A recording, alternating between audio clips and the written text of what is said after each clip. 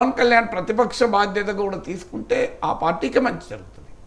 Right sir. ఇక ఫైనల్గా సంక్షేమ పథకాలు ఆర్థిక సంక్షోభానికి కారణమవుతున్నాయి అంటూ గత కొంతకాలంగా ఆరోపణలు చేసిన ప్రతిపక్షాలు ఇప్పుడు ఆ సంక్షేమ పథకాలను కొనసాగిస్తాం, అంతకు మించిస్తామని చెప్తున్న పరిస్థితి. కానీ వైఎస్ఆర్ కాంగ్రెస్ పార్టీ చెప్తోంది సార్, చంద్రబాబు నాయుడు అధికారంలోకి వస్తే సంక్షేమ పథకాలు ఆగిపోతాయని చెప్పేసి.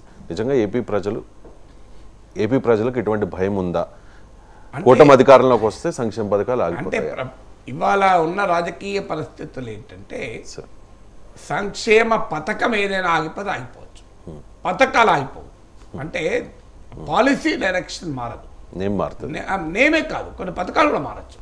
ఉదాహరణకు బీఆర్ఎస్ కాలంలో దళిత బంధు పథకం వచ్చింది, ఇలా కాంగ్రెస్ దళిత బంధు అమలు చేస్తుందా? ఆపేసింది కదా. కిరణ్ కుమార్ రెడ్డి ప్రభుత్వం బంగారు తల్లి అని ఒక పథకం చట్టమే తెచ్చింది. నేను ఆ శాసనమండలిలో ఉన్నప్పుడు ఆ చట్టం పైన మాట్లాడినా.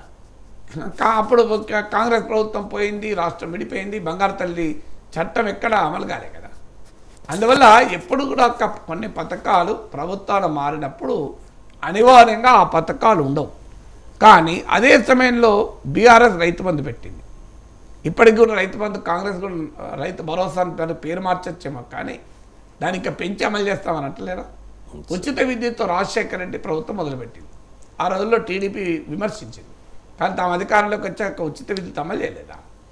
అందువల్ల కొన్ని పథకాలు అనివార్యం. రాజశేఖర రెడ్డి ప్రభుత్వం ఆరోగ్యశ్రీ ప్రవేశపెట్టింది, చంద్రబాబు నాయుడు ప్రభుత్వం ఆరోగ్యశ్రీ అమలు చేయక తప్పిందా? రాజశేఖర రెడ్డి ప్రభుత్వం 108 సర్వీసులు తెచ్చింది. తర్వాత వచ్చిన పార్టీల ప్రభుత్వాలు కూడా 108 సర్వీస్ కొనసాగించాయి కదా. సో ఇప్పుడు మహాత్మా గాంధీ ఉపాధి హామీ పథకం, ఇది యూపీఏ ప్రభుత్వం కాంగ్రెస్ ప్రభుత్వం తెచ్చింది, మోడీ ప్రభుత్వం అమలు చేయడం లేదా? ఎందుకు అక్కడ ఇక్కడ అరకొర నిధులు ఉండొచ్చు, కొన్నిసార్లు తగ్గచ్చు, కానీ ఓవరాల్గా పథకం పోలే కదా. సో అందువల్ల ఇప్పుడున్న ట్రెండ్ ఏంటంటే కొన్ని పథకాలను అది ప్రభుత్వాలు మారినా అది అమలు, ఆ పథకాలు కంటిన్యూ అవుతున్నాయి. కొన్ని పథకాలు మారి కొత్త పథకాలు రావచ్చు. ఇప్పుడు ఉదాహరణకు దళిత బంధు లేదు, కానీ మహిళలకు ఉచిత రవాణా వచ్చింది. అంతకుముందు లేదు కదా ఈ ఉచిత రవాణా పథకం. సో అలాగే మహాలక్ష్మి పథకం వచ్చింది. సో 500 రూపాయలకు సిలిండర్ వచ్చింది. అందువల్ల సంక్షేమ పథకాలు అనే పాలసీ అనే విధానములో ఇవాళున్న పరిస్థితుల్లో ఏ పార్టీ అధికారంలోకి వచ్చినా మార్చడం సాధ్యం కాదు.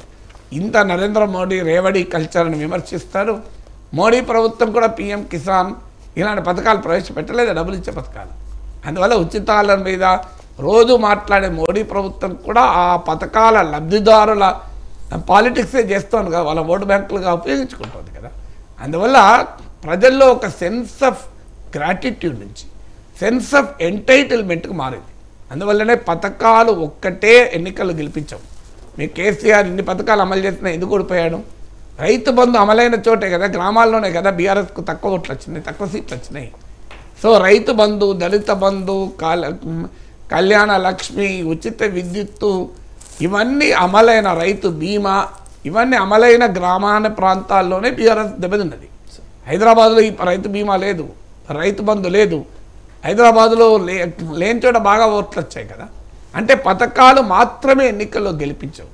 ఇది ఎందుకు జరుగుతుంది అంటే ఒకప్పుడు సెన్స్ ఆఫ్ గ్రాటిట్యూడ్ ఓటర్లో ఉండే, మాకు మా మీద దయతో ప్రేమ చేశారు అని వాళ్ళ పట్ల, పాలకుల పట్ల చాలా భక్తితో ఉండేవాళ్ళు.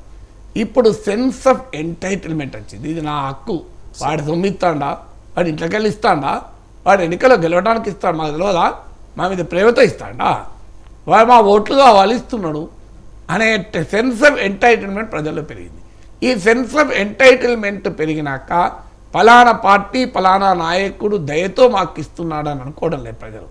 ఎవడున్నా మాకు ఇయ్యక తప్పదు, మమ్మల్ని చూసిస్తున్నారు అనేటువంటి ఒక ట్రెండ్ పెరిగింది.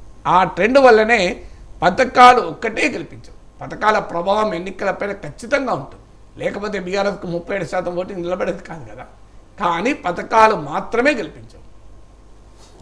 Right sir, thank you so much sir. చాలా అంశాలకు సంబంధించి సమగ్రంగా విశ్లేషణ